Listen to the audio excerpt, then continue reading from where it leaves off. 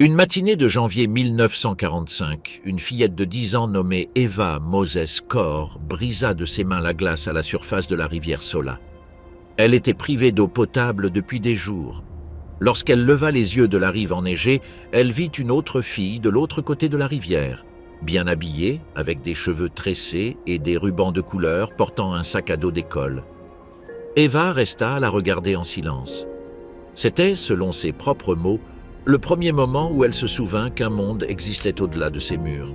Un monde où les enfants allaient à l'école, un monde où les vêtements n'étaient pas pleins de poux, un monde où personne ne s'attendait à mourir cet après-midi-là. Ce qui est arrivé à Auschwitz après la guerre n'est pas un épilogue. Ce fut un autre chapitre d'horreur, d'impunité, de trahison et de mémoire. Les bourreaux s'enfuirent. Les survivants retournèrent dans leur ville et trouvèrent les portes fermées. La justice arriva tard, mal et pour très peu. Le camp resta à l'état de ruine dans la neige, profané par des voisins qui cherchèrent de l'or parmi les eaux. Et le monde mit des décennies à décider quoi faire de cet endroit, le plus grand cimetière de l'histoire humaine. Le 17 janvier 1945, le dernier recensement dans les camps principaux du complexe d'Auschwitz enregistra 66 022 prisonniers. Le lendemain, ce chiffre commencerait à s'évanouir. L'offensive soviétique Vistule-Oder avançait avec une vitesse que personne à Berlin n'avait prévue. Les divisions du premier front ukrainien franchissaient la rivière Nida le 12 janvier. Le 17, elles étaient à moins de 60 km. Au quartier général de l'inspection des camps de concentration à Berlin-Oranienburg, l'ordre arriva, évacuer. Mais avant d'évacuer, effacer. Heinrich Himmler avait déjà ordonné la cessation des exécutions dans les chambres à gaz à la fin du mois de novembre 1944. Un ordre verbal, sans papier. Peu après, un commando de démolition commença à démanteler les crématoires 2 et 3 à Birkenau, les plus modernes et les plus efficaces. Dans ces structures, tout au long de l'année 1944, des centaines de milliers de corps avaient brûlé.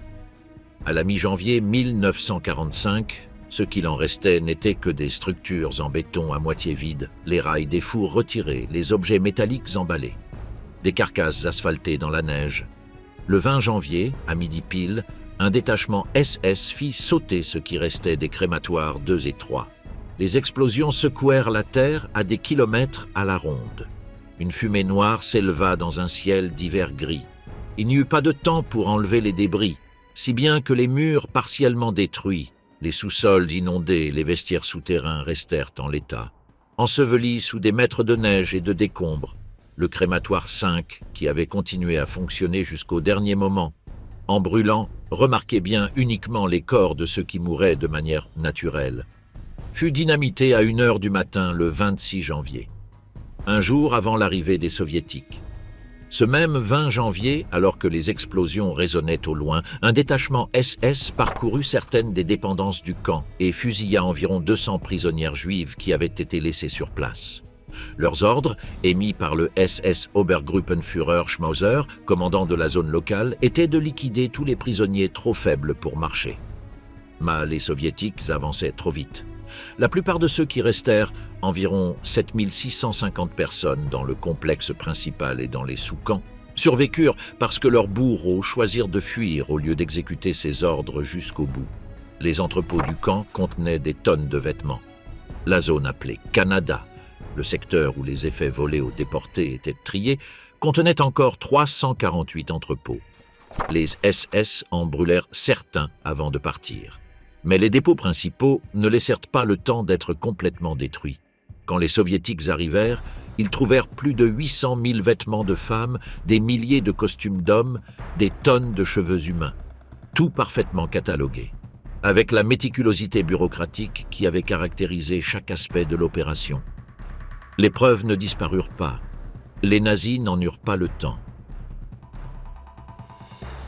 Le 18 janvier 1945, avant l'aube, les gardiens SS frappèrent aux portes des baraquements. Les prisonniers qui pouvaient encore marcher reçurent quelques minutes pour se préparer. Pas de temps pour rassembler des effets. Pas d'explication. Un recensement rapide, la même obsession numérique jusqu'au dernier moment, et puis la marche. En rang de 5, direction l'ouest. Environ 65 000 prisonniers quittèrent le complexe d'Auschwitz dans ses premières heures. Ceux qui ne pouvaient pas se tenir sur leurs pieds furent fusillés dans le baraquement même. Leurs corps restèrent sur les couchettes en bois dans le froid polonais de janvier. Dehors, la température était descendue en dessous de 10 degrés sous zéro. Les prisonniers portaient l'uniforme rayé habituel, un tissu mince, sans isolation. Certains avaient réussi à s'envelopper les pieds avec des pages de journaux à l'intérieur de leurs sabots en bois. La plupart n'avaient rien de plus que cela. Franz Wunsch, un homme SS qui avait développé une liaison interdite avec la prisonnière Elena Citronova, fit une dernière concession avant de partir pour le front. Il lui apporta, ainsi qu'à sa sœur, 2 paires de bottes fourrées. Ce fut le seul geste d'humanité dont on se souvienne parmi des milliers de brutalités. Elena prit les bottes, mais jeta la note avec l'adresse de la mère de Wunsch. Les paroles de son père résonnaient plus fort. « N'oublie pas qui tu es !» Elena et sa sœur commencèrent la marche. Elle décrivit les premiers jours comme inhumainement durs. Autour d'elle, les gens tombaient dans la neige. Il n'y avait plus de force pour continuer. Ils tombaient, et ils ne se relevaient plus. Chacun pensait à soi. Un chaos total. Qui vivait, vivait. Qui mourait, mourait. Ibi Mann, une jeune fille de 19 ans arrivée de Tchécoslovaquie l'année précédente, fut emmenée pour la marche au milieu de la nuit. Ils nous ont rassemblés à minuit et nous n'avons jamais connu l'heure ni le moment. Nous étions déconnectés du monde. Malgré le bruit de l'artillerie soviétique, les SS insistèrent pour compter les prisonniers avant de démarrer. Quiconque se penchait, quiconque s'arrêtait une seconde était fusillé. Ibi marchait aux côtés de sa sœur. Quand Ibi dit qu'elle ne pouvait plus aller plus loin, sa sœur la traîna. Elles dormirent dans des granges, une fois dans une porcherie. Elles passèrent à côté de fossés remplis de corps. La neige se transforma en une boue qui trempa leurs chaussures et provoqua des ampoules qu'il n'y avait aucun moyen de guérir. Il y avait 2 routes d'évacuation principales depuis le complexe d'Auschwitz. La première menait au nord-ouest, passant par Mikołów, jusqu'à la gare ferroviaire de Gleiwitz, environ 50 km. La seconde allait directement vers l'ouest, vers la gare de Wodzisław, dans ce que les Allemands appelaient l'Oslau, environ 65 km. En atteignant ces gares, les survivants étaient poussés dans des wagons de marchandises ouverts, des wagons qui dans certains cas contenaient jusqu'à un demi-mètre de neige accumulée. Les prisonniers s'entassaient si étroitement qu'il n'y avait pas de place pour s'asseoir. Maurice Venezia, qui avait été membre du Sonderkommando, le groupe de prisonniers forcés de faire fonctionner les chambres à gaz, trouva une place pour s'asseoir dans l'un de ces wagons. Il se souvient du froid intense, de la neige tombant sur lui, du besoin constant de jeter les corps hors du wagon à mesure que ceux qui l'entouraient cédaient aux conditions. Il raconte également comment lui et plusieurs compagnons noyèrent délibérément un prisonnier allemand qui refusait de céder sa place après un accord négocié avec des cigarettes. Venezia ne ressent aucun remords pour cela. « J'étais content de tuer un Allemand. Ils ont tué toute ma famille, 30 ou 40 personnes, et j'en ai tué un. Qu'est-ce que c'est? Si j'avais pu en tuer 100, j'aurais été content. » Ce récit, nu, sans ornement d'héroïsme ou de culpabilité, en dit long sur ce que la machinerie d'Auschwitz avait fait aux catégories morales. Le camp ne se contentait pas d'assassiner ses victimes. Il les dépouillait également du luxe d'être jugés selon les normes de ceux qui n'avaient jamais été à l'intérieur de ce monde. La destination d'environ 20 000 des évacués d'Auschwitz fut le camp de Bergen-Belsen, en Basse-Saxe. À la fin de 1944, Bergen-Belsen comptait environ 15 000 détenus. En avril 1945, quand les Britanniques arrivèrent, ils étaient 60 000. Beaucoup d'entre eux étaient des survivants des marches de la mort d'Auschwitz. Les images que les soldats britanniques y filmèrent le 15 avril 1945 allaient faire le tour du monde. Des squelettes ambulants, des piles de cadavres, des enfants aux yeux creux. Ce que ces images ne montrèrent pas, c'est que Bergen-Belsen n'avait pas été conçu comme un camp d'extermination. Il était devenu cet enfer précisément parce que le système s'effondrait et que personne ne nourrissait personne.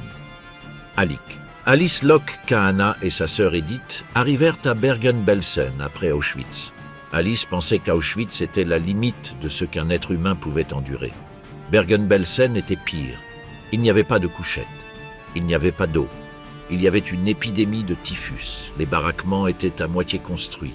La nuit, une femme près d'elle perdait la tête et les piétinait pendant qu'elle dormait. « Il n'y a pas de vocabulaire qui puisse dire ce qu'était Bergen-Belsen », dit Alice. Chaque nuit, elles entendaient le même cri « De l'eau, maman! De l'eau, maman !» Le 15 avril, quelqu'un cria « Libérez !» Alice sauta de sa place et courut dehors. « Qu'est-ce que la libération? Je dois la trouver avant qu'elle ne fonde. » Elle trouva des soldats alliés dans des jeeps, mais Edith était déjà trop malade. Ils l'emmenèrent dans un hôpital militaire. Alice voulait partir avec elle. Le soldat la fit descendre du véhicule. Alice revint à pied le lendemain, mais Edith était déjà partie en ambulance vers un autre hôpital. Alice chercha sa sœur pendant 53 ans.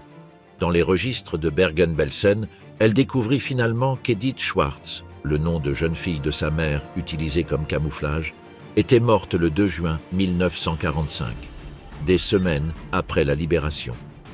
La libération arriva trop tard. Le 27 janvier 1945, en début d'après-midi, des unités du premier front ukrainien de l'armée rouge arrivèrent au complexe d'Auschwitz.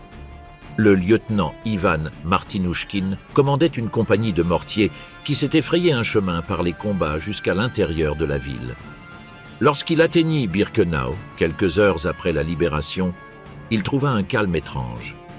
Les prisonniers qui restaient, environ 6000 à Birkenau, un peu plus de 1000 dans le camp principal et environ 600 dans le camp de travail de Monowitz, le regardèrent avec ce qu'il décrivit comme de la gratitude dans les yeux et des sourires forcés. « Nous avions le sentiment d'avoir fait quelque chose de bien, dit-il, quelque chose de très bien, que nous avions accompli notre devoir. » Mais il ne fut pas profondément ému. Il était en combat continu depuis plus d'1 an. Il avait vu des camps de prisonniers plus petits. Il avait vu des villages rasés, des enfants mutilés. Pour lui, Auschwitz était une horreur de plus dans une guerre qui débordait déjà d'horreur. Eva Moseskor et sa sœur Myriam entendirent une femme dans le baraquement crier « Nous sommes libres! Nous sommes libres! Nous sommes libres !» Eva courut à la porte. Elle ne vit rien dans la neige. Le temps passa jusqu'à ce qu'elle distingue des silhouettes en manteau de camouflage blanc, des soldats soviétiques. Ils s'approchèrent d'elle. Ils nous ont serrés dans leurs bras et nous ont donné des biscuits et du chocolat, se souvint-elle. Être seuls ainsi, une accolade signifiait plus que quiconque peut l'imaginer. Nous avions faim non seulement de nourriture, mais de gentillesse humaine. Cette accolade, le premier contact physique non violent depuis des mois pour beaucoup d'entre eux, resta gravée dans la mémoire de ceux qui survécurent. Mais la nouvelle de la libération ne fut pas, à ce moment-là, un événement de première page dans le monde occidental. Le journal soviétique Pravda publia le récit de son correspondant Boris Polvoy le 23 février. Le Jewish Chronicle de Londres le reprit quelques jours plus tard. Mais la libération d'Auschwitz n'eut pas l'impact immédiat auquel on pourrait s'attendre, en partie parce qu'il y avait d'autres histoires en concurrence. La conférence des Trois Grands à Yalta, les avancées sur le front occidental. En partie aussi parce que c'était l'armée rouge qui avait trouvé le camp et les premières fissures de l'alliance qui avait gagné la guerre commençaient déjà à apparaître. L'article de Polvoy dans la Pravda montrait déjà les traces d'une interprétation qui deviendrait la politique soviétique officielle pendant des décennies. Les victimes d'Auschwitz étaient décrites collectivement comme des victimes du fascisme, sans distinction de qui était mort là ni pourquoi. Les Juifs, 90% des personnes assassinées, furent rendues invisibles au sein de cette catégorie générique. Le camp, dans le récit soviétique, était le crime du capitalisme contre les travailleurs. L'unicité de l'extermination des Juifs en tant que projet idéologique délibéré fut effacée. Cette omission n'était pas un oubli, c'était une politique. Les Soviétiques filmèrent du matériel dans les premiers jours. Ils documentèrent les piles de vêtements, les chaussures d'enfants, les touffes de cheveux. Les images étaient réelles. Mais le récit construit autour d'elle pendant les décennies de la guerre froide passa sous silence la composante centrale de ce qui s'était passé dans cet endroit. La libération ne fut pas la fin de l'histoire pour ceux qui survécurent. Ce fut, dans de nombreux cas, le début d'une autre catastrophe. Elena Citronova et sa sœur errèrent pendant des mois à travers une Allemagne libérée, se mêlant au flux de réfugiés allemands qui s'enfuyaient vers l'ouest. Elles dormaient dans des granges ou dans des maisons bombardées. Elles obtenaient de la nourriture là où elles le pouvaient. Bientôt, elles croisèrent des soldats de l'armée rouge. Et les soldats soviétiques ne se comportèrent pas comme des libérateurs. Ils étaient ivres, complètement ivres, se souvint Elena. C'étaient des animaux sauvages. Les soldats cherchaient des femmes dans les endroits où dormaient les réfugiés. Elena se cachait sous sa sœur, de 10 ans son aînée, dans l'espoir que les soldats ne les choisiraient pas. La stratégie fonctionna pour elle, mais elle entendit tout ce qu'ils firent aux autres. Des cris jusqu'à ce qu'elles se taisent et n'aient plus de force. Il y eut des cas où ils les violèrent jusqu'à la mort. Ils les étranglèrent. Un matin, Elena sortit faire un tour à bicyclette. Elle trouva une cave à vin abandonnée et s'arrêta pour se reposer. Un soldat soviétique arriva en moto. Il l'attaqua. Elle se battit, mordit, donna des coups de pied, cria. Le soldat lui demanda si elle était allemande. « Non, je suis juive, du camp », dit-elle en lui montrant le numéro tatoué sur son bras. L'homme s'arrêta, recula, partit. Peut-être était-il juif, peut-être pas. Elle ne le sut jamais. Tatiana Nanieva était une infirmière soviétique qui avait été capturée par les Allemands en 1942 lorsque l'hôpital où elle travaillait fut encerclé. Elle passa 2 ans et demi comme prisonnière. En janvier 1945, elle entendit les soldats de l'armée rouge arriver avec grand apparat, chantant des chansons patriotiques la tête haute. Son cœur se remplit de joie. Elle aspirait à sa terre, sa famille. Puis 2 officiers s'approchèrent d'elle. L'un était ivre. Il lui cria dessus. « Alors comment as-tu passé ton temps ici, putain ?» Tatiana courut et se cacha. Quand les soldats de première ligne partirent, l'accusation contre elle resta debout. Trahison envers la patrie. Pour le crime de s'être laissée capturer, elle fut condamnée à 6 ans dans un camp de travail en Sibérie et à l'exil à vie. Pavel Stenkin avait été l'un des 10 000 prisonniers de guerre soviétiques envoyés en octobre 1941 à Auschwitz pour construire le camp de Birkenau. Au printemps suivant, de ces 10 000, il ne restait que quelques centaines de personnes. Stenkin réussit à s'échapper vers la forêt et, finalement, à rejoindre l'armée rouge qui avançait. Au lieu d'être reçu en héros, il fut interrogé pendant des semaines. La question standard des enquêteurs du SMERSH était toujours la même. « Quand as-tu rejoint l'armée allemande ?» Stenkin fut envoyé en exil intérieur à Perm, une ville fermée de l'Oural. Les interrogatoires continuèrent. Ils l'accusèrent d'espionnage. Ils lui promirent l'amnistie s'il signait des confessions pour des crimes qu'il n'avait pas commis. Ce n'est qu'en 1953, avec la mort de Staline, qu'il fut libéré. Il fut l'un des plus d'1 million de soldats soviétiques qui furent prisonniers 2 fois, une fois des Allemands, une autre de leurs propres compatriotes. Linda Breder était à Auschwitz depuis 2 ans et demi lorsqu'elle fut libérée le 5 mai 1945 d'un camp au nord de Berlin. Les soldats soviétiques furent gentils avec elle. Ils l'aidèrent à trouver de nouveaux vêtements. Ils l'emmenèrent dans une maison allemande voisine et lui dirent qu'elle pouvait prendre tout ce dont elle avait besoin. La femme de la maison se mit à crier « Pas de SS, pas de SS !» au moment où les prisonnières entrèrent. En ouvrant l'armoire, elles trouvèrent des uniformes SS. Linda prit ce qu'elle put. Des mois plus tard, après un voyage sans fin à travers une Europe brisée, sans train, sans route carrossable, avec des soldats soviétiques qui à un moment donné lui volèrent même les vêtements qu'elles-mêmes avaient volés aux Allemands, Linda arriva dans sa ville natale dans l'est de la Slovaquie, Stropkov. Elle se tint devant la porte de sa maison. Quelqu'un ouvrit. Un homme, peut-être russe ou ukrainien. « Qu'est-ce que tu veux ?»« Je suis revenu à la maison. »« Retourne d'où tu viens. » Et il ferma la dehors. Linda marcha le long de la rue principale de sa ville. Les maisons qui avaient appartenu à ses amis et parents juifs étaient occupées par des gens arrivés avec les soviétiques. Ses voisins de toujours la regardaient de loin. Aucun ne s'approcha. J'avais le sentiment que tous les yeux me regardaient à travers les fenêtres. Le lendemain, elle partit. Elle ne revint jamais. Elle finit par émigrer en Californie. Walter Fried, 17 ans, retourna lui aussi dans sa ville natale, Topolcany, en Slovaquie. Sur les 3200 juifs qui avaient vécu dans cette ville avant la guerre, seulement environ 10% revinrent. La famille Fried trouva son appartement occupé. son restaurant aussi, nationalisé sous la nouvelle administration soviétique. Ils allèrent rendre visite aux amis chrétiens à qui son père avait confié de l'or, des bijoux et de l'argent avant la déportation. Le déjeuner fut tendu. Quand le père de Walter aborda le sujet, ses amis dirent que ce qui avait été conservé n'était que quelques vêtements. « Nous vous avons donné de l'or et des diamants », plaida le père de Walter. Ce fut inutile. Des semaines plus tard, Walter et son père marchaient dans une rue principale lorsqu'un groupe d'environ 30 jeunes hommes se jeta sur eux. Parmi eux se trouvait Josho, un ancien ami d'école de Walter.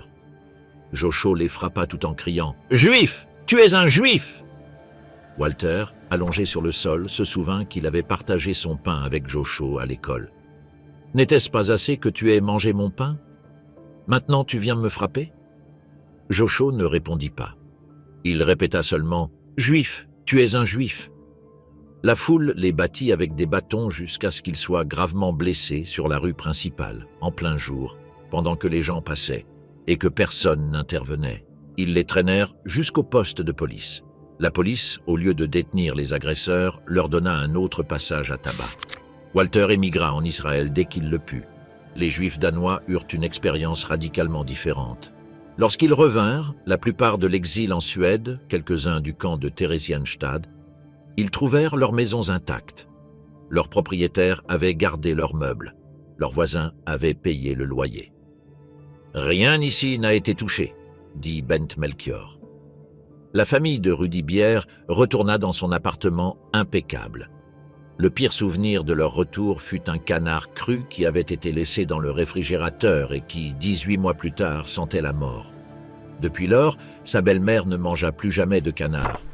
La différence entre les Juifs danois et les Juifs slovaques ou polonais n'était pas une question de hasard, elle était structurelle. Les pays qui vivaient désormais sous occupation soviétique avaient adopté des systèmes de nationalisation qui rendaient la récupération des biens impossible. Les voisins qui s'étaient installés dans les maisons confisquées pouvaient simplement dire qu'ils payaient un loyer à l'État. Et personne, dans ce chaos de l'après-guerre, n'avait le moindre intérêt à rouvrir la question de ce qui s'était passé pendant que les Juifs étaient déportés. Au petit matin du 11 mars 1946, des officiers du contre-espionnage de l'armée britannique entourèrent une ferme à Gottrupel, près de Flensbourg, dans le nord de l'Allemagne. Il était 11 heures du soir. À l'intérieur de la grange, qui servait également d'abattoir, un homme dormait en pyjama. C'était Rudolf Höss, le premier et le plus influent commandant d'Auschwitz. Il avait fallu un travail acharné pour le trouver. Les Britanniques avaient libéré Bergen-Belsen en avril 1945 et commencé à interroger systématiquement les survivants. Maintes et maintes fois, les récits d'horreur pointaient vers le même endroit, un camp en Silésie appelé Auschwitz. Le commandant de cet endroit était la cible. Le renseignement militaire savait que le meilleur moyen de trouver un coupable était de passer par sa famille. La femme de Höss, Hedwig, et ses enfants furent localisés dans un village à 10 km de Bergen-Belsen. Ils furent placés sous surveillance. Le 8 mars 1946, ils arrêtèrent Frau Höss. Pendant des jours, elle nia que son mari était en vie. Finalement, un officier nommé William Victor Cross ordonna qu'un train soit manœuvré bruyamment jusqu'à se trouver derrière la cellule de Hedwig. On dit à la femme que ce train emmènerait ses 3 enfants en Sibérie si elle ne révélait pas les informations. Ils lui donnèrent du papier, un crayon et 10 minutes. Elle écrivit tout. Lorsque les officiers arrivèrent à la ferme, un médecin militaire fouilla immédiatement la bouche de Höss à la recherche de capsules de cyanure. Himmler était mort de cette façon. Höss fut frappé 4 fois au visage avant d'admettre qui il était. Puis il fut traîné jusqu'à une table d'abattoir où, selon l'un des témoins, les coups et les cris ne s'arrêtèrent pas. L'officier médical dut crier « Arrêtez ou vous allez ramener un cadavre !» Höss fut couvert d'une couverture, mis dans une voiture et transporté nu à travers la cour enneigée de la caserne jusqu'à sa cellule. Il fut maintenu éveillé pendant 3 jours. Il le piquait avec des manches de hache s'il montrait des signes d'endormissement. Le 14 mars, il signa une confession de 8 pages. Les négationnistes de l'Holocauste mettent en avant les mauvais traitements subis par Höss au moment de son arrestation pour discréditer cette confession. Mais Höss écrivit ses mémoires complètes au cours des mois suivants en prison. Des mémoires qu'il rédigea, selon ses propres mots, avec gratitude pour avoir le temps de le faire. Et il ne rétracta jamais rien de ce qu'il avait confessé. Il témoigna également à Nuremberg. En avril 1947, Höss fut renvoyé à Auschwitz, dans le bâtiment même où il avait eu son bureau. Cette fois, il fut logé dans les cellules du sous-sol de la commandanture, à quelques mètres de l'endroit où il avait signé les ordres de mort de plus d'1 million de personnes. Le jour initialement prévu pour l'exécution, plusieurs milliers de personnes, de nombreux survivants et proches de victimes, se rassemblèrent devant l'enceinte. L'atmosphère était tendue. Les bousculades contre la barrière en bois menaçaient de se transformer en lynchage. Le prisonnier ne fut pas sorti de sa cellule. Le lendemain, devant à peine une poignée de témoins, Rudolf Höss monta les marches du gibet. Stanisław Hans, un ex-prisonnier polonais qui avait survécu à la torture dans le camp et se trouvait là ce matin-là, s'attendait à un discours final, à une déclaration de foi nazie. Höss ne dit pas un mot. Hans dit que Höss aurait dû être exposé dans une cage à travers toute l'Europe. Mais la question la plus inconfortable soulevée par l'exécution de Höss était de savoir si cela aurait changé quelque chose. Ses mémoires, achevées quelques heures avant de mourir, révèlent qu'il considérait l'extermination des Juifs comme une erreur tactique car elle avait généré de la haine contre l'Allemagne. Pas un crime, une erreur de calcul. C'était le maximum qu'il pouvait se résoudre à reconnaître. Joseph Mengele était une affaire complètement différente. Le 18 janvier 1945, lorsque l'évacuation d'Auschwitz commença, Mengele partit avec les documents de ses recherches sous le bras. Avec d'autres médecins, il s'enfuit vers le camp de concentration de Gross-Rosen et de là, vêtu d'un uniforme d'officier de la Wehrmacht, vers la Tchécoslovaquie. En mai, il rejoignit un hôpital de campagne motorisé. Il franchit la frontière avec la Saxe. En juillet, il fut capturé par les forces américaines et emmené dans un camp de prisonniers à Weiden, en Bavière. Il fut transféré à Ingolstadt. Son nom était connu de ses ravisseurs. Mais les unités spéciales de renseignement qui recherchaient les criminels de guerre ne visitèrent aucun de ces deux camps. Un jour, Mengele s'en alla tout simplement. Il trouva refuge sous le faux nom de Fritz Hollmann dans la ferme de Georg et Maria Fischer où il travailla comme ouvrier agricole. Au cours de l'été 1949, avec l'argent de sa famille et le soutien du groupe Edelweiss, un réseau d'ex-officiers nazis dans le Tyrol, Mengele obtint un titre de voyage de la Croix-Rouge internationale en blanc. Il y écrivit le nom de Helmut Gregor, né le 11 août 1911 dans le Tyrol, de profession technicien. En utilisant la route des monastères à travers l'Italie, il arriva en Argentine où des dizaines d'ex-nazis avaient trouvé refuge grâce à la politique du président Juan Perón. À Buenos Aires, il échangea le document de la Croix-Rouge contre un document d'identité argentin sous le numéro 394048. Il l'utilisa jusqu'en 1957, tout en travaillant ouvertement comme médecin. Il se sentait si en sécurité qu'en 1956, il voyagea en Suisse pour voir son fils Rolf. En 1958, il devint copropriétaire d'une entreprise pharmaceutique appelée Fadro Farm sous son vrai nom. Il paya 1 million de pesos pour sa part. Il épousa la veuve de son frère Karl en Uruguay. C'était un homme riche et éminent au sein de la communauté des expatriés allemands à Buenos Aires. Ce ne fut qu'en 1959 que la justice allemande émit un mandat d'arrêt contre lui et demanda formellement son extradition à l'Argentine. Au printemps 1960, Mengele s'installa au Paraguay, où un ancien as de la Luftwaffe, Hans Rudel, un ami personnel du dictateur Alfredo Stroessner, l'aida à obtenir la citoyenneté paraguayenne. Le 11 mai 1960, des agents du Mossad israélien enlevèrent Adolf Eichmann à Buenos Aires. Ils prévoyaient de faire de même avec Mengele. Mais Mengele réussit à disparaître avant qu'il ne l'atteigne. Il se rendit à la campagne au Paraguay, puis au Brésil. Il vécut dans de petites maisons près de Sao Paulo, changeant d'alias, de maison et de protecteur. Ces dernières années furent faites d'une peur constante. Une récompense de 3 millions de dollars pour sa capture, le parquet de Francfort à sa recherche active, des chasseurs de nazis israéliens sur sa piste. Ses lettres aux amis allemands qui le protégeaient étaient pleines d'angoisse. Il se sentait traqué.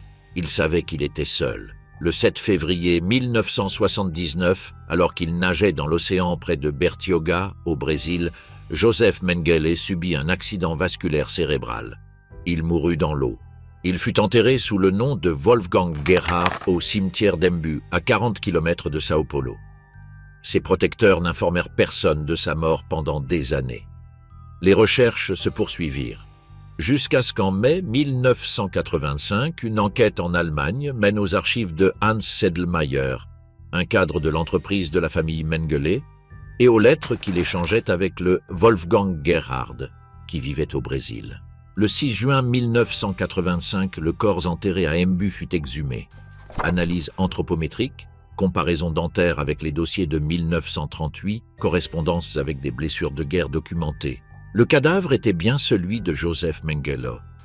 Il ne mit jamais les pieds dans un tribunal. Il n'exprima jamais de regret. Oskar Gröning, le sous-officier SS qui avait trié l'argent volé aux déportés, remit des questionnaires en prison lorsque les Britanniques le capturèrent en juin 1945.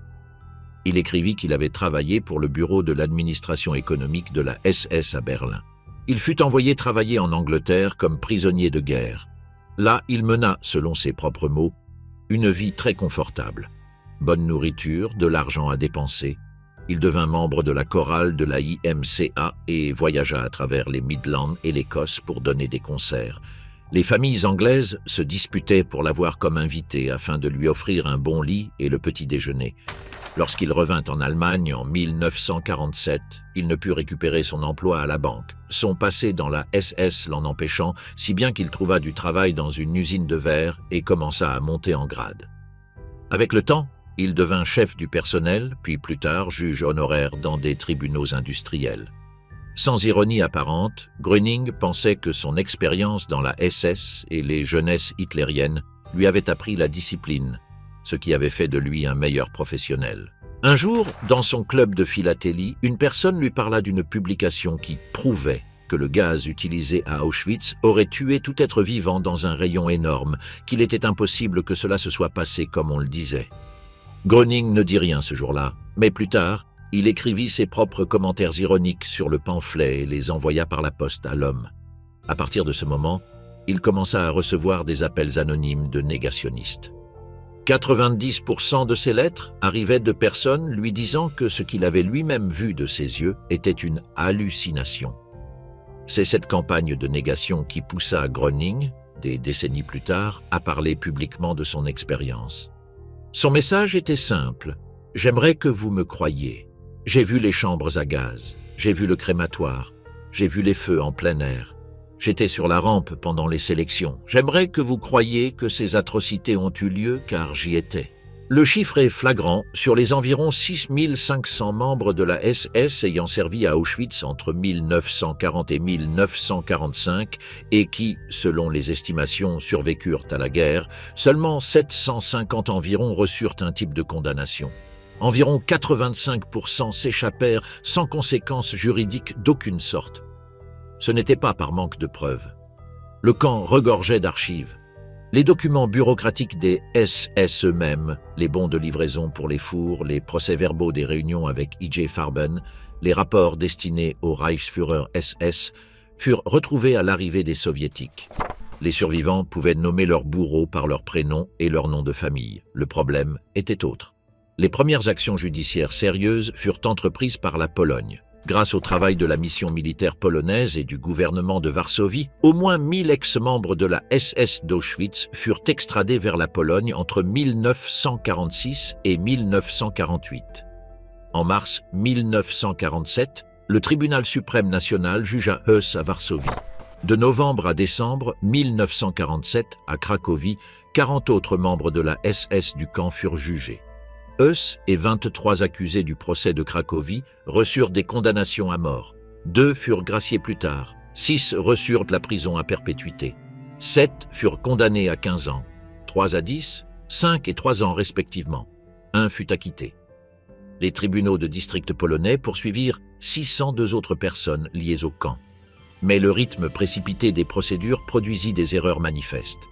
Quelqu'un comme le SS Sturmbannführer Wilhelm Bürger, chef du département administration-économie, l'un des rouages les plus importants du système d'exploitation, ne passa que 5 ans dans une prison polonaise avant d'être libéré. Le SS Hauptscharführer Bernhard Walter, le chef du département d'identification criminelle qui admit avoir personnellement exécuté plusieurs centaines de personnes au « mur de la mort » dans la cour du bloc 11, reçut 3 ans. Avec la création de la République fédérale d'Allemagne en 1949, la compétence sur les accusés allemands passa au système judiciaire allemand. Et là, pendant des années, la volonté de poursuivre les crimes d'Auschwitz fut rare. La guerre froide avait changé les priorités. Les ex-nazis possédant des compétences techniques et administratives étaient utiles pour reconstruire le pays. Personne ne voulait remuer le passé avec trop d'enthousiasme. C'est Fritz Bauer, procureur général de l'État de Hesse, qui imposa le changement. Bauer était juif, survivant de l'exil, et avait une obsession, que l'Allemagne regarde ce qu'elle avait fait. C'est lui qui, en 1952, fournit des informations au gouvernement israélien sur l'endroit où se cachait Eichmann en Argentine, et c'est lui qui, à partir de 1958, mit sur pied l'enquête qui allait mener au plus grand procès sur Auschwitz tenu en Allemagne. Le premier procès de Francfort commença le 20 décembre 1963 et se conclut le 20 août 1965. 183 jours d'audience, 319 témoins, 430 heures de témoignages. C'était à l'époque le plus long processus judiciaire de l'histoire de la République fédérale d'Allemagne. Les 22 accusés étaient des fonctionnaires de rang moyen et inférieur. 2 adjoints du commandant, fin fonctionnaire du département politique, un Lagerführer d'Auschwitz, un avec 4 de ses collaborateurs du département 3, un fonctionnaire du département 4, 8 employés du département 5, médecins et infirmiers, et un ex-prisonnier ayant des fonctions officielles. Le résultat fut décevant pour ceux qui s'attendaient à des condamnations énergiques. 6 accusés, dont l'ex-prisonnier ayant des fonctions officielles, reçurent la prison à perpétuité. 11 reçurent des peines comprises entre 3 et 20 ans. 2 affaires furent classées pour cause de maladie, 3 acquittées. Le problème sous-jacent était structurel. La loi allemande exigeait la preuve d'actes individuels spécifiques. Appartenir au système ne suffisait pas. Prouver que quelqu'un avait pressé une détente, poussé quelqu'un dans une chambre à gaz, administré une injection de phénol, nécessitait des témoins directs de cet acte concret. Les accusés niaient tout avec la même litanie. Ils n'étaient pas présents lorsque pareille chose s'était produite. Ils n'avaient jamais donné cet ordre. Quelqu'un d'autre avait dû le faire. La défense consistant à n'avoir fait qu'obéir aux ordres fonctionna de facto comme un bouclier partiel. Lors des procès de Bergen-Belsen en 1945, tenus devant un tribunal militaire britannique, certains ex-membres de la SS d'Auschwitz furent condamnés à mort pour des crimes commis dans cet autre camp, pas à Auschwitz. Joseph Kremer, qui avait été l'adjoint de Heuss, mourut exécuté pour Bergen-Belsen, Franz Osler, Lagerführer à Birkenau également, Irma Grez, une gardienne SS, et Elisabeth Volkenrath, surveillante des femmes SS, tous pour Bergen-Belsen, pas pour Auschwitz. Le SS Brigadeführer Karl Kloberg, qui avait pratiqué des expériences de stérilisation sur des femmes dans le bloc 10 d'Auschwitz, fut arrêté par les soviétiques à la fin de la guerre, jugé en URSS en 1948 et condamné à 25 ans. Il fut rapatrié en Allemagne en 1955. Pendant un temps, il pratiqua la médecine sous son vrai nom et se vanta de ses réussites académiques. Il fut à nouveau détenu, mais mourut en 1957 à Kiel alors qu'il attendait son procès. Le dernier commandant d'Auschwitz, le SS Sturmbannführer Richard Baer, fut identifié et arrêté en 1960. Il mourut en 1963 pendant les préparatifs du procès de Francfort. Il n'atteignit pas le banc des accusés. En Autriche, 2 membres de la direction des constructions d'Auschwitz, Walter Dejaco et Fritz Hertl, les architectes des crématoires, furent jugés à Vienne en janvier 1972. Tous 2 furent acquittés.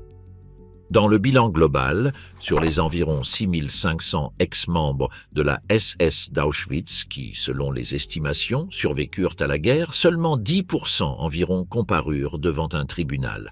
Et parmi ceux-ci, les condamnations effectives furent l'exception, non la règle. L'impunité n'était pas accidentelle. Elle était le produit de priorités politiques, d'absence de volonté institutionnelle, d'un système juridique qui n'était pas conçu pour traiter des crimes de cette ampleur et d'une société qui, dans de nombreux cas, préférait ne pas savoir. Tandis que les tribunaux avançaient lentement ou ne bougeaient pas du tout, certains survivants et vétérans juifs décidèrent d'agir de leur propre chef. Moshe Tavor avait 20 ans en 1941 lorsqu'il s'enrôla dans l'armée britannique et fut affecté à la Brigade juive, une unité de 5000 soldats juifs sous le commandement du brigadier canadien Ernest Benjamin. Leur emblème était l'étoile de David, aujourd'hui le drapeau de l'État d'Israël. À mesure que la brigade avançait dans le nord de l'Italie et que l'ampleur de l'Holocauste commençait à être connue, Tavor et ses compagnons prirent une décision. Il ne suffisait pas d'avoir combattu dans la guerre. Il fallait faire quelque chose de plus. Ils obtinrent, grâce à des contacts dans les services de renseignement et dans les organisations juives, des listes d'Allemands soupçonnés d'avoir participé à l'extermination. Ils camouflèrent leurs véhicules avec les marquages d'unités non juives. Ils mirent des brassards de la police militaire britannique sur leurs bras. Ils arrivèrent au domicile des suspects. Ils ne se méfiaient pas, dit Tavor, car ils ne savaient pas que nous étions la brigade juive. Ils pensaient que nous étions des soldats britanniques. Nous prenions cet homme, et à partir de ce moment, il ne revoyait plus jamais sa maison. Ils emmenaient le suspect dans un endroit isolé. Ils lui présentaient les accusations. Peut-être lui donnions-nous l'occasion de dire quelques mots. Et puis, ils l'exécutaient. La méthode était la strangulation, afin de ne pas laisser de sang. Ensuite, ils attachèrent quelque chose de lourd au pied du corps et le jetaient dans une rivière. Tavor calcula avoir participé personnellement à environ 5 exécutions. Il estima que la brigade, dans son ensemble, en avait effectué une 20aine. Il n'a aucun doute à ce sujet. Quand je le faisais, je me sentais très bien. Pas au moment de tuer, mais pendant cette période. Je ne peux pas dire que je me sens mal à ce sujet maintenant. Vous pouvez me dire que j'ai assassiné des gens, mais je sais qui j'ai tué. Il reconnut également que les preuves sur lesquelles il se basait pouvaient parfois n'être guère plus que des rumeurs, que des innocents étaient probablement morts, et qu'il y avait des membres de la brigade qui tuaient des Allemands de manière complètement spontanée, sans information d'aucune sorte, juste pour le fait d'être allemand. Il y avait un homme sur une bicyclette, le conducteur l'a simplement écrasé. La motivation n'était pas seulement la vengeance. C'était aussi une réaction à quelque chose qui le perturbait profondément. Le sentiment que les victimes étaient allées à l'abattoir comme des moutons. Tavor, élevé dans la culture militariste du judaïsme en Palestine, ne comprenait pas comment des centaines de personnes pouvaient se laisser conduire par quelques soldats. S'il y avait une leçon à tirer de l'extermination des Juifs d'Europe, c'était que plus jamais ils ne devaient se soumettre sans résistance.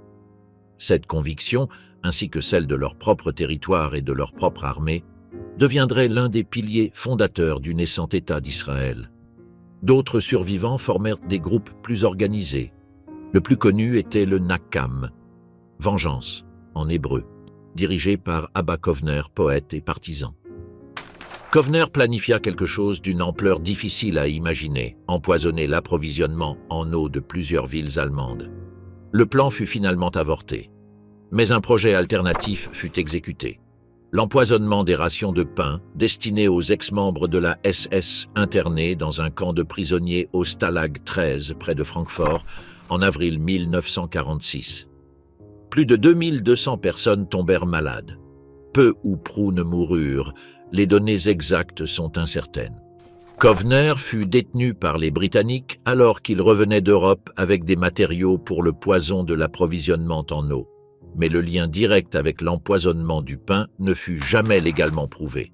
En parallèle, le Mossad israélien exécuta l'opération ayant le plus grand impact politique, la capture d'Adolf Eichmann à Buenos Aires le 11 mai 1960. Eichmann fut transféré clandestinement en Israël et jugé à Tel Aviv en 1961. Les séances du procès furent diffusées par la télévision dans le monde entier, quelque chose d'impensable dans le procès de Francfort. Le procès d'Eichmann fit quelque chose qu'aucun processus antérieur n'avait réussi. Il plaça l'Holocauste au centre de la conscience mondiale, força l'Allemagne à se confronter à son histoire et donna aux survivants une scène où leurs témoignages furent entendus et documentés devant le monde entier. Eichmann fut condamné à mort et exécuté au petit matin du 31 mai 1962 dans la prison de Ramla. Ce fut la seule exécution civile de l'histoire de l'État d'Israël.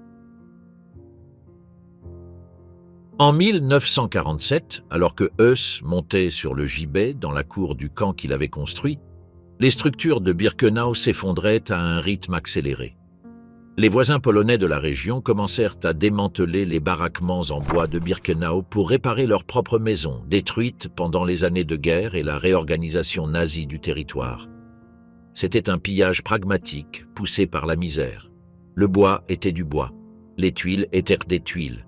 Józefa Zielinska, une adolescente polonaise qui était revenue à Auschwitz après la guerre et n'avait trouvé nulle part où vivre, dut s'installer dans un hangar qui avait été auparavant un poulailler.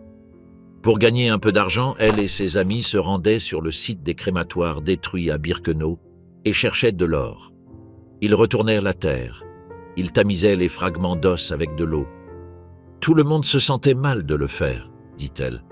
Qu'ils aient eu de la famille morte dans le camp ou non, tout le monde se sentait mal à l'aise parce que c'était des os humains, après tout. Ce n'était pas un plaisir, mais la pauvreté nous y obligeait. Avec l'argent obtenu en vendant l'or qu'elle avait trouvé dans le sol de Birkenau, la famille de Józefa put acheter une vache. Jan Piwczyk, un autre Polonais qui vivait dans un poulailler voisin, admit également avoir cherché des objets de valeur parmi les débris. Il trouva une dent en or, une pièce de monnaie juive, un bracelet en or. Aujourd'hui, je ne le ferai pas, n'est-ce pas? Je ne dérangerai pas des os humains, car je sais que c'est un sacrilège, mais alors les circonstances nous y obligeaient. Lorsqu'il ne cherchait pas d'objets, Jean soudoyait les soldats soviétiques qui patrouillaient occasionnellement afin de pouvoir prendre du bois des baraquements et construire sa propre maison. Stanisław Hans, l'ex-prisonnier politique polonais qui avait été témoin de l'exécution de Heuss, obtint un emploi pour garder le site de Birkenau. Il tenta de dissuader les pillards en tirant en l'air. Il les appelait les hyènes de cimetière. Il disait qu'il pouvait les reconnaître dans la rue à l'odeur. L'odeur des corps en fermentation. On pouvait les distinguer lorsqu'ils marchaient. Cette profanation n'était pas seulement matérielle, elle était aussi symbolique. Le sol de Birkenau est un cimetière sans tombe, le plus grand du monde. En dessous, mêlés à la terre, se trouvent les cendres de centaines de milliers de personnes. Les SS, dans les derniers mois du camp, avaient ordonné à des groupes de femmes captives d'exhumer les fosses communes, de brûler les corps dans des bûchers en plein air, de broyer les os et de déverser les cendres dans la rivière Vistule. L'objectif était d'effacer les preuves. Mais l'échelle des crimes était trop grande pour les effacer complètement. Il y avait de la terre imprégnée d'os sur des kilomètres carrés. Et dans les années de l'immédiate après-guerre, cette terre fut retournée pour chercher l'or que les dents des victimes pouvaient contenir. L'État polonais, sous administration communiste depuis 1944, n'avait pas non plus d'intérêt particulier à préserver la mémoire d'Auschwitz en tant que ce qu'il avait été, le lieu de l'extermination du peuple juif. Le récit officiel préférait la formule soviétique, victimes du fascisme, martyrs polonais, travailleurs écrasés par le capitalisme. La spécificité juive était inconfortable, politiquement inconvenante. La première exposition permanente installée dans le bloc 11 du camp principal comprit pendant des décennies un panneau indiquant que 4 millions de victimes étaient mortes à Auschwitz. Le chiffre était soviétique, politiquement gonflé, et cachait que plus de 90% des morts étaient des juifs. Le panneau ne fut pas retiré avant les années 90. Le 2 juillet 1947, le Parlement polonais approuva une loi qui transforma le site d'Auschwitz en un musée d'État. Le musée d'État d'Auschwitz-Birkenau ouvrit ses portes cette même année, poussé en partie par l'initiative de certains de ses propres survivants. La décision fut remarquable par sa rapidité. À peine 2 ans après la fin de la guerre, alors que l'Europe restait en ruine et que le monde assimilait encore l'énormité de ce qui s'était produit, la Pologne décida de préserver le site. La motivation était double, honorer les victimes et s'assurer que le crime restât documenté. Mais les tensions sur l'histoire à raconter, la juive, la polonaise, la soviétique, l'universelle, ne tardèrent pas à émerger. Le camp principal, Auschwitz I, devint le centre du musée. Ses installations, le bâtiment de la commandanture, les baraquements en briques, le bloc 11 où les exécutions étaient pratiquées, le mur de la mort, le gibet où les 4 femmes qui avaient fourni des explosifs pour la rébellion du Sonderkommando furent pendues, étaient relativement intacts. Le crématoire 1, le premier à fonctionner, avait été partiellement modifié par les nazis en 1943 pour le convertir en abri anti-aérien. Après la guerre, les Polonais le restaurèrent pour le montrer au public, ce qui générerait plus tard des controverses parmi les historiens. Birkenau, à 3 kilomètres de là, était autre chose. Les ruines des 4 grands crématoires, dynamités dans les derniers jours, restèrent exactement comme les explosions les avaient laissés. Les murs effondrés, les sous-sols inondés d'eau froide, les fragments de béton dispersés dans la boue. Parmi eux, les objets du crime, des rails des fours, des pièces métalliques des mécanismes de ventilation. Les baraquements en bois, ceux qui n'avaient pas été démontés par les voisins, pourrissaient lentement. Des milliers de mètres de fils de fer barbelés rouillés.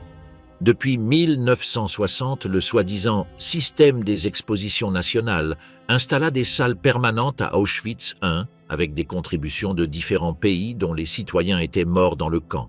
La Pologne, la France, la Hongrie, la Belgique, les Pays-Bas, la Tchécoslovaquie, l'Union soviétique. Chaque pays narrait sa propre histoire. Les salles soviétiques mirent des décennies à reconnaître que les victimes étaient principalement des Juifs. Le récit était celui de l'antifascisme universel et de la résistance nationale. La salle allemande, installée par la République démocratique allemande, ne fut jamais rénovée après la réunification. En 1967, le premier monument d'envergure fut inauguré à Birkenau, un ensemble de dalles de pierre devant les ruines des crématoires 2 et 3, avec des inscriptions en 20 langues. Le texte original parlait de 4 millions de victimes, le chiffre soviétique, sans identifier explicitement les Juifs comme le principal groupe assassiné. Les inscriptions furent remplacées en 1990, après que des enquêtes du musée lui-même eurent établi avec plus de rigueur le nombre réel de victimes, environ 1,1 million, dont environ 1 million étaient des Juifs, et après que la chute du communisme eut éliminé les restrictions politiques sur ce récit. En 1979, à l'initiative de la Pologne, Auschwitz-Birkenau fut inscrit sur la liste du patrimoine mondial de l'UNESCO. Ce fut le premier, et pendant des années le seul, site de cette nature sur cette liste. La condition que la Pologne imposa en y entrant était que le camp devait représenter symboliquement tous les sites similaires, qu'il ne devait pas être simplement un de plus parmi tant d'autres. En 2007, à la demande conjointe de la Pologne et d'Israël, le nom officiel de l'inscription fut changé de camp de concentration d'Auschwitz en Auschwitz-Birkenau, camp allemand nazi de concentration et d'extermination, 1940 à 1945. Le changement était significatif. L'adjectif « allemand » fut délibérément ajouté pour contrecarrer la contre-vérité répandue dans certains médias internationaux, consistant à l'appeler un camp d'extermination polonais. La libération physique du camp ne fut pas la fin d'Auschwitz pour ceux qui survécurent. Le camp les suivit pendant des décennies, dans certains cas pour la vie. Leo Heitinger, un médecin norvégien d'origine juive qui avait été prisonnier à Auschwitz et qui devint plus tard l'une des principales autorités mondiales sur les conséquences psychologiques de l'Holocauste, passa des années à interviewer des survivants en Norvège et en Israël. Ces études documentèrent ce que l'on commença à appeler le syndrome du survivant des camps de concentration. Les symptômes constituaient un ensemble: trous de mémoire et difficultés de concentration, nervosité et irritabilité, fatigue chronique, troubles du sommeil, maux de tête, instabilité émotionnelle, perte d'initiative, labilité végétative. Mais les symptômes du syndrome, comme l'observa Heitinger, ne disaient pas tout. En dessous, il y avait quelque chose de plus diffus et de plus permanent. 80 ou 90% des survivants juifs d'Auschwitz vivant en Israël avaient perdu la plupart de leurs proches parents. 3 sur 4 avaient perdu la totalité de leur famille immédiate. Chez les survivants norvégiens, 6 des 11 nés en Norvège étaient les seuls survivants de leur famille. Le deuil qui n'avait pas pu être fait pendant la captivité, car le deuil était un luxe qui n'était pas disponible car il fallait continuer à fonctionner pour survivre, arriva plus tard. Et il arriva avec toute sa force, avec des années d'accumulation. Pour beaucoup, la libération elle-même fut traumatisante d'une manière différente. Primo Levi décrivit les premiers moments où les soldats soviétiques arrivèrent à Auschwitz. Ils ne souriaient pas, ils ne saluaient pas. Ils étaient opprimés non seulement par la compassion, mais par une honte confuse qui scellait leurs lèvres et enchaînait leurs yeux à la scène funèbre. Cette honte, la honte de l'homme juste devant le crime d'un autre homme, était aussi celle des survivants eux-mêmes. La honte d'avoir survécu quand d'autres n'avaient pas survécu. La question sans réponse de savoir pourquoi eux et pas les autres. Levi passa les 40 années suivantes de sa vie à essayer d'articuler cette expérience. Chaque livre était un retour au même point central. Auschwitz avait introduit dans le monde quelque chose qui ne pouvait pas être effacé. C'est une source intarissable de mal. Il brise le corps et l'esprit de ceux qui sombrent. Il les écrase et les rend abjects. Il revient comme une ignominie sur les oppresseurs, se perpétue comme une haine chez les survivants et pullule de 1000 manières contre la volonté de chacun. Levi mourut le 11 avril 1987 en tombant dans la cage d'escalier de sa maison à Turin. Les médecins certifièrent qu'il s'agissait d'un accident. Beaucoup de ceux qui le connaissaient considérèrent qu'il s'agissait d'un suicide. Lui-même, dans des entretiens de ces dernières années, avait décrit la pression insupportable avec laquelle les souvenirs traumatiques revenaient avec plus de force dans la vieillesse, lorsque la capacité de les contenir diminuait. 42 ans après avoir quitté Auschwitz, les traces psychologiques n'étaient pas uniformes. De nombreux survivants reconstruisirent des vies, des familles, des carrières. L'impulsion de témoigner, de raconter, de s'assurer que le monde sût était pour beaucoup d'entre eux la raison principale pour laquelle ils avaient survécu ou ce qui justifiait d'avoir survécu. Les études d'Eitinger montrèrent que ceux qui avaient activement mobilisé des mécanismes d'adaptation pendant la captivité, en prenant de petites décisions, en aidant les autres, en s'accrochant à une relation de soutien mutuel avec une autre personne, souffraient de moins de complications psychiatriques dans l'après-guerre que ceux qui attribuaient leur survie exclusivement au hasard. Mais même les plus fonctionnels portaient des cicatrices. 45 ans après la libération, des études montrèrent que ces cicatrices restaient présentes. Les souvenirs traumatiques se réactivaient lors de maladies graves, dans la vieillesse, devant n'importe quel déclencheur sensoriel. L'odeur de la fumée, le son d'une sirène, une personne en uniforme. Un numéro tatoué vu sur une autre personne. La seconde génération, les enfants des survivants, fut également affectée, de manière que les psychologues commencèrent à étudier systématiquement des décennies plus tard. Traumatisme transmis, hypervigilance, peur irrationnelle de la séparation, les silences qui entourèrent certaines questions au sein des familles. Certaines familles ne parlèrent jamais de ce qui s'était produit. D'autres ne pouvaient s'empêcher d'en parler. Le camp ne s'arrêtait pas aux fils de fer barbelés.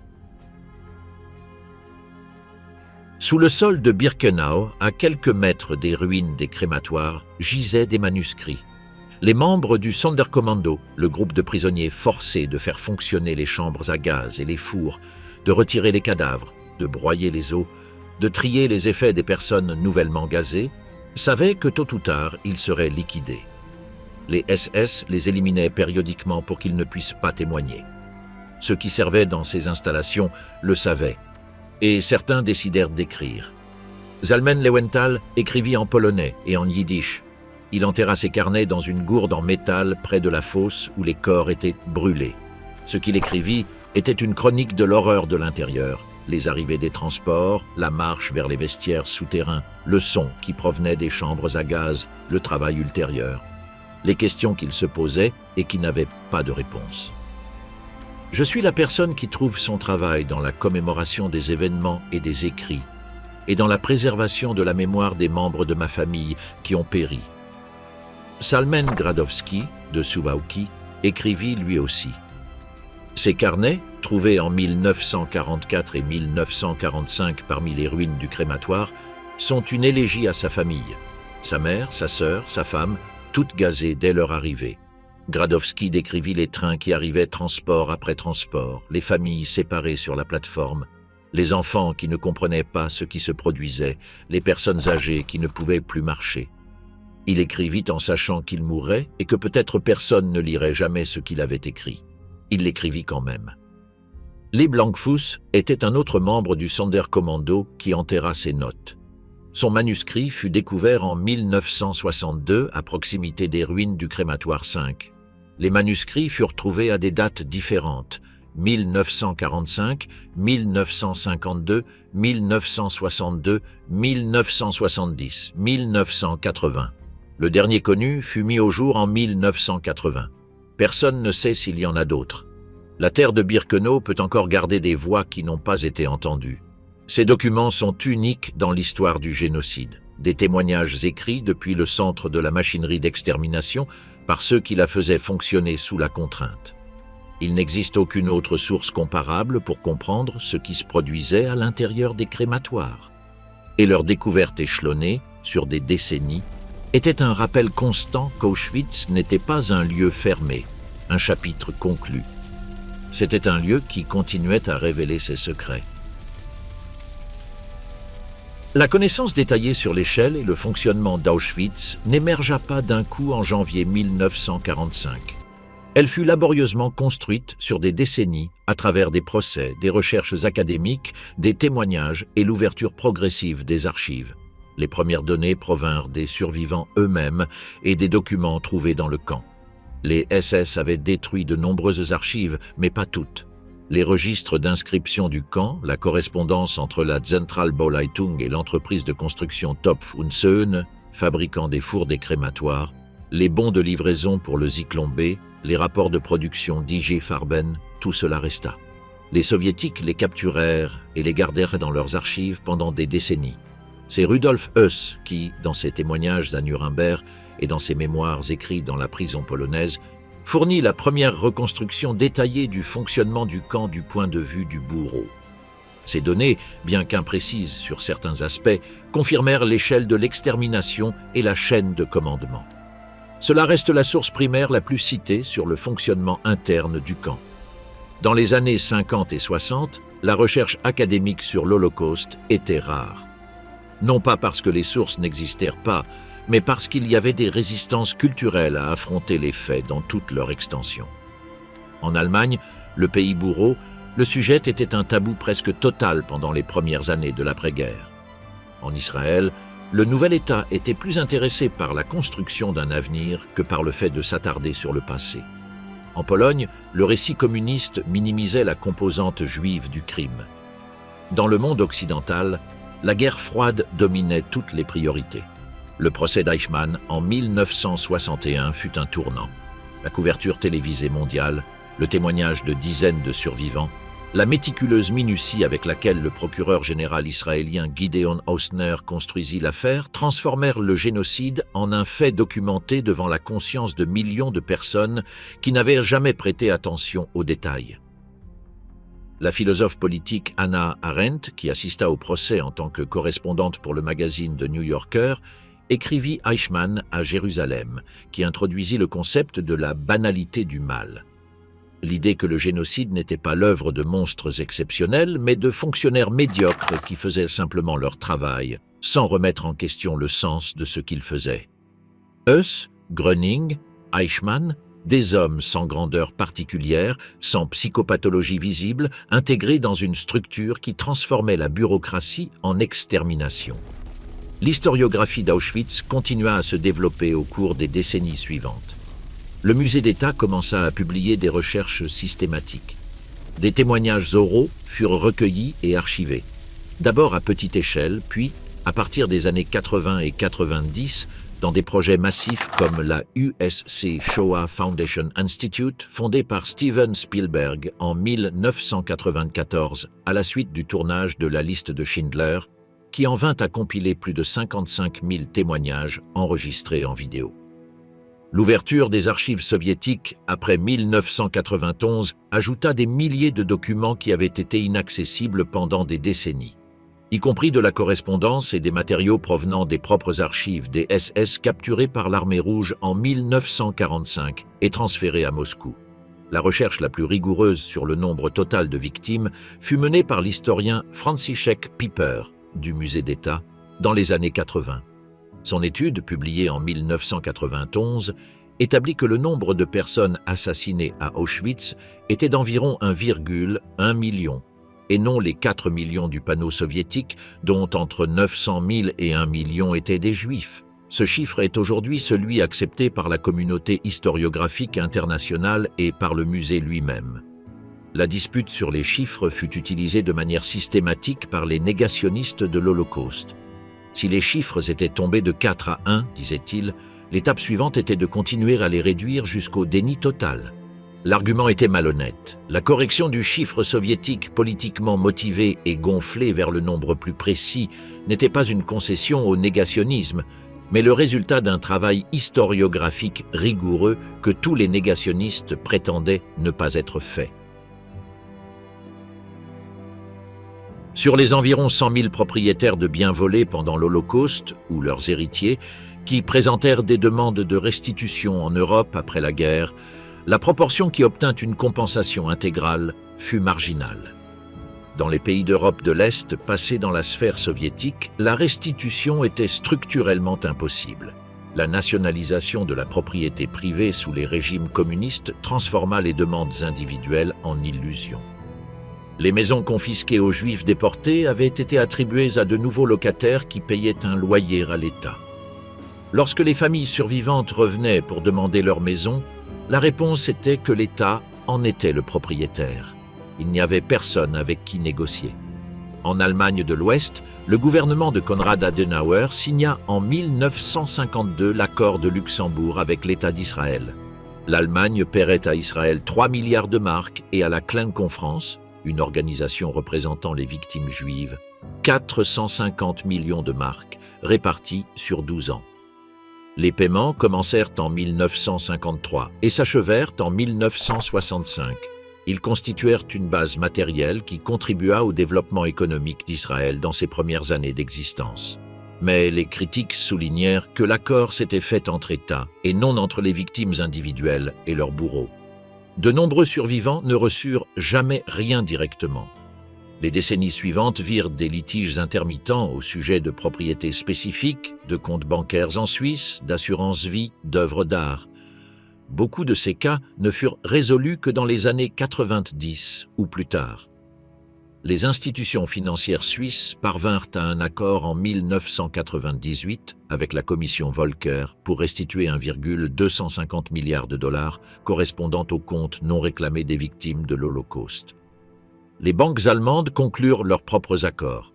Les Allemands qui, comme Gröning, avaient servi à Auschwitz dans des fonctions n'exécutant pas directement, commencèrent à être poursuivis tardivement. Oskar Gröning lui-même fut jugé à Lunebourg en 2015 à 93 ans et condamné à 4 ans de prison pour complicité dans le meurtre d'au moins 300 000 personnes. Il mourut en 2017 avant de purger sa peine. La question de savoir ce qui constitue une justice suffisante pour des crimes de cette ampleur n'a pas de réponse satisfaisante. Les survivants qui vivaient encore lorsque Gröning fut condamné en 2015 savaient que la sentence était symbolique. Eva Moses-Kor, qui avait survécu aux expériences de Mengele et qui était témoin dans ce procès, serra la main de l'accusé dans la salle d'audience et déclara publiquement qu'elle lui pardonnait. La décision fut hautement controversée parmi d'autres survivants et dans les communautés juives. Certains considérèrent que ce pardon individuel accordé à un bourreau était une trahison envers les victimes qui ne pouvaient pas parler. Eva Kor insista sur le fait que le pardon n'était pas un cadeau pour Gröning, mais un moyen de se libérer elle-même du poids de la haine. Elle mourut en juillet 2019. Environ 2 millions de personnes visitent Auschwitz-Birkenau chaque année. En 2019, avant la pandémie, le chiffre atteignit 2,3 millions, le plus élevé depuis l'ouverture du musée. Le camp principal, Auschwitz I, conserve ses bâtiments d'origine en briques, le panneau Arbeit macht frei au-dessus de la porte d'entrée, une réplique depuis 2009, année où l'original fut volé puis récupéré, le bloc 11 avec son mur de la mort, la salle de gaz du crématoire 1. Les baraquements contiennent des expositions permanentes avec des milliers d'objets, 80 000 chaussures des victimes, 3 800 valises portant des noms et des adresses inscrits, des touffes de cheveux conservées dans des vitrines, des boîtes de Zyklon et Birkenau à 3 km de là, est une autre expérience. C'est un espace d'une échelle monumentale, 175 hectares. Les ruines des crématoires, 2, 3, 4 et 5, sont visibles, couvertes d'herbe ou envahies par l'eau stagnante dans les sous-sols. Les baraquements en briques, qui survécurent au pillage de l'après-guerre, restent debout avec leurs couchettes en bois d'origine et les 3 lanterneaux qui étaient l'unique source de lumière. Le monument international de 1967, avec ses plaques en 20 langues, flanque la voie ferrée qui pénètre directement dans le camp. La conversation sur ce qu'il faut faire de cet espace ne prend pas fin. Les matériaux d'origine se détériorent, le bois pourrit, la brique se désagrège, les objets des victimes se fragmentent. La conservation exige des décisions difficiles. Jusqu'à quel point intervenir pour préserver sans altérer? Comment protéger les ruines des crématoires sans les transformer en reconstructions qui trahiraient leur caractère de vestiges authentiques? Comment concevoir la visite pour que des millions de personnes puissent comprendre ce qui s'est produit sans que l'ampleur des groupes de touristes ne banalise le lieu? Le musée publie des guides de comportement stricts pour les visiteurs. Il n'est pas permis de manger à l'intérieur de l'enceinte. La photographie des objets personnels des victimes n'est pas autorisée dans certaines zones. Les guides ont une formation spécifique en histoire et en pédagogie du génocide, mais le défi le plus difficile n'est pas logistique, il est pédagogique. Le 27 janvier a été désigné par les Nations Unies comme Journée internationale dédiée à la mémoire des victimes de l'Holocauste. La date coïncide avec la libération du camp en 1945. Chaque année, des représentants de dizaines de pays, des survivants, de moins en moins nombreux et de plus en plus âgés, des chefs d'État, se rassemblent à Birkenau. La dernière grande commémoration avec un nombre significatif de survivants fut le 75e anniversaire, en janvier 2020. Le nombre de témoins directs restants se compte déjà par douzaines et non plus par centaines. Cette transition, de la mémoire vécue à la mémoire transmise, est le défi central d'Auschwitz au XXIe siècle. Quand le dernier survivant mourra, le camp dépendra entièrement des archives, des objets, des témoignages enregistrés et des bâtiments qui se détériorent. Le poids de maintenir la mémoire vivante reposera sur des générations qui n'ont connu personne ayant été là-bas. Il y a des gens qui disent que cela ne s'est pas produit, que les chambres à gaz sont une invention, que les chiffres sont exagérés, que l'Holocauste est un mensonge.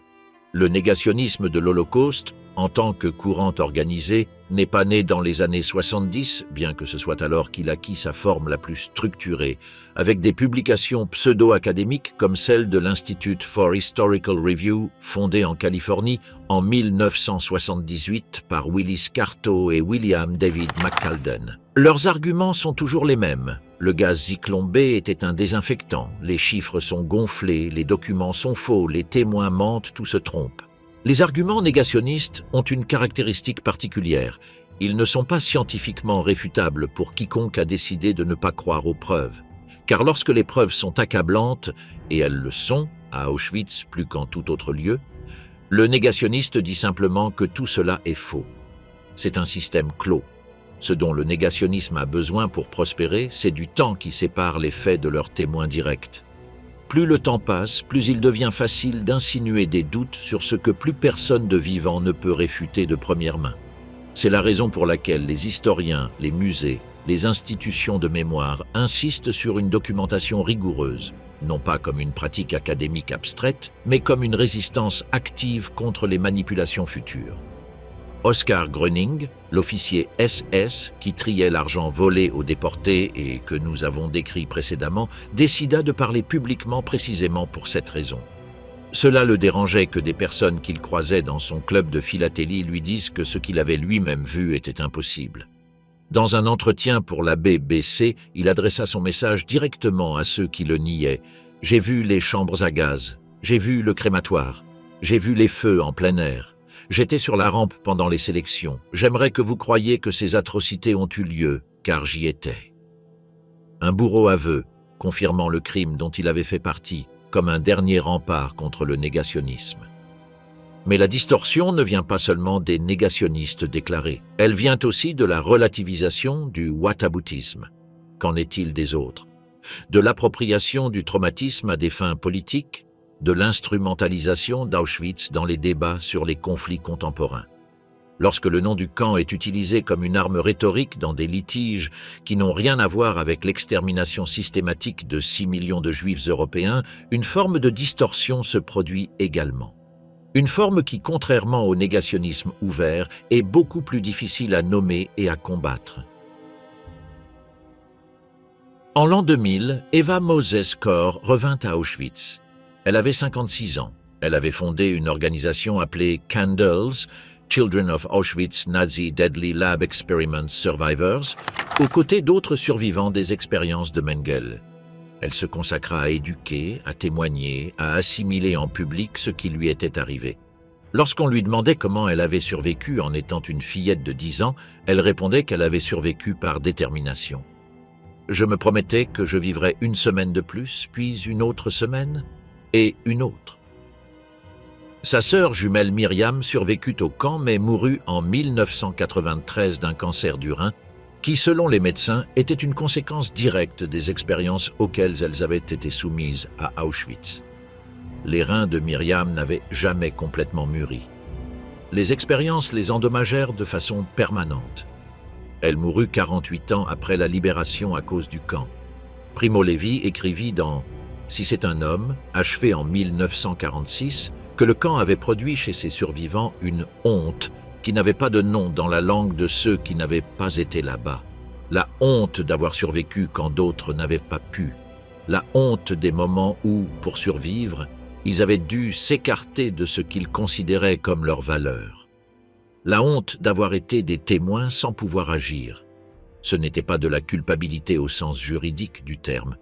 C'était quelque chose de plus profond et de plus confus. La contamination morale que le camp imposait à quiconque le traversait, y compris à ses victimes. Elie Wiesel, qui arriva à Birkenau en provenance de Sighetu Marmației, en Roumanie, en mai 1944, à 16 ans, passa le reste de son existence à être un témoin public de ce qui s'était produit. Il remporta le prix Nobel de la paix en 1986. Dans son discours d'acceptation, il dit « Le messager traque son ennemi et vous ne pouvez pas ne pas l'écouter ». Wiesel ne croyait pas au silence, il croyait que le silence était une complicité.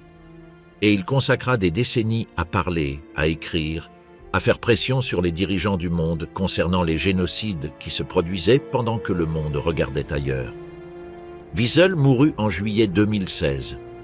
Il avait survécu à Auschwitz, à Buchenwald, à la marche de la mort. Il avait survécu à la honte et au silence des premières années de l'après-guerre. Il avait vécu assez pour voir le camp converti en musée, puis en site du patrimoine mondial de l'UNESCO, puis en un symbole que le monde entier reconnaissait bien qu'il ne le comprit pas toujours.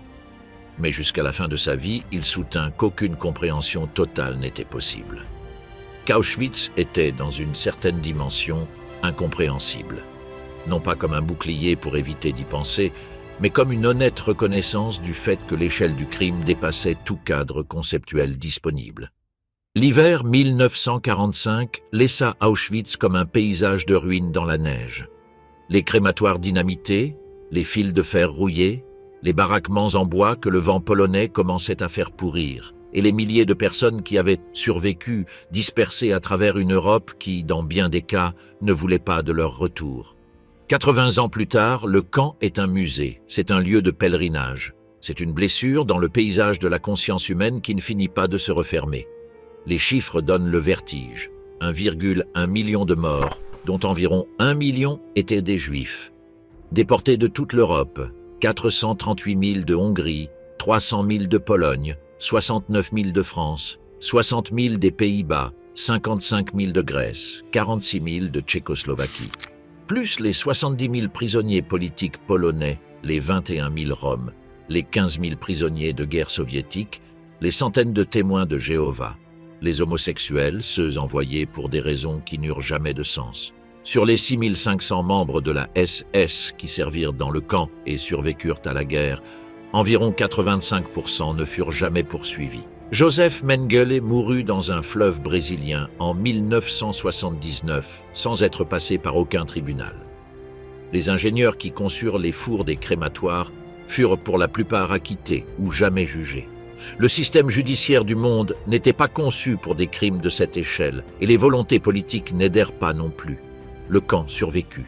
Il fut préservé, étudié, débattu, instrumentalisé, vénéré et profané. Ses ruines restent là, couvertes d'herbe en été, de neige en hiver.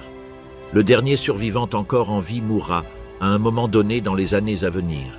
Après cela, ce que les historiens et le musée ont construit restera. Des archives, des objets, des témoignages enregistrés, des bâtiments dans un processus de dégradation que l'argent et l'effort humain tentent de maintenir debout. La question que pose Auschwitz n'a pas changé depuis 1945.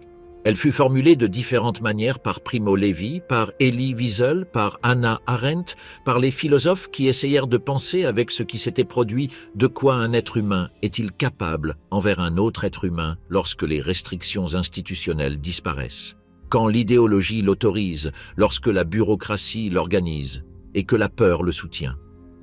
La réponse que donne Auschwitz à cette question n'est pas réconfortante, et cet inconfort, ce refus du camp d'offrir une consolation facile, est peut-être la chose la plus importante qu'il ait à enseigner. Eva Moses Kor, la fillette de 10 ans qui, en janvier 1945, brisait la glace de la rivière Sola pour boire, qui regardait de l'autre côté de la rivière et voyait une fille avec des rubans dans les cheveux aller à l'école, et qui ce jour-là comprit pour la première fois qu'un monde existait au-delà, continua à revenir à Auschwitz pendant des décennies. Elle revint pour parler avec les visiteurs, pour serrer les mains de bourreaux qui acceptaient de la rencontrer, pour déclarer, maintes et maintes fois dans des écoles et des universités du monde entier, ce qu'elle avait vu et ce à quoi elle avait survécu. Elle mourut le 4 juillet 2019. Elle avait 85 ans. Sa sœur Myriam était morte 26 ans plus tôt, à cause des blessures qu'Auschwitz laissa dans ses reins. Le camp reste là.